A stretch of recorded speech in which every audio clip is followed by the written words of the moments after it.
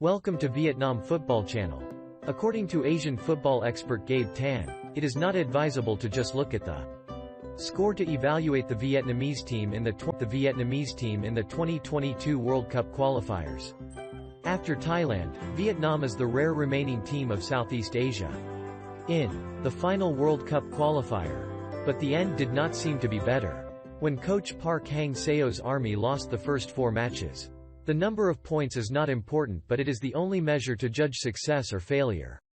Especially since this is the first time Vietnam has reached this round. The performance of the Vietnamese team will help people better assess whether our team is succeeding or failing. With the results in the second qualifying round, where the Vietnamese team showed that they can compete with teams like the UAE, Mr. Park's teachers and students will get good results against teams like Oman and Oman at the same level as Jordan, because we beat a team like Jordan in the Asian Cup 2019.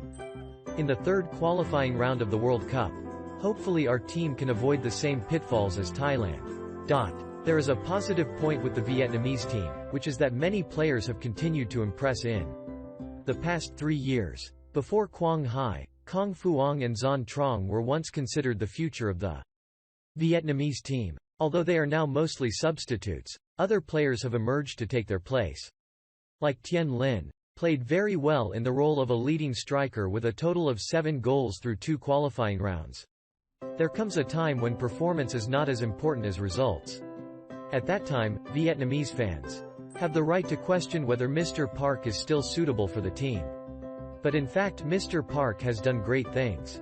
The deciding issue here is whether he can adjust his tactics and approach to the game. Vietnam played defensively and counter-attacked against the top teams, but that was not effective enough to help Vietnam improve. Can he improve his play to control the ball, at least against teams like China or Oman? If Mr. Park can show that, he deserves another chance to continue leading the team.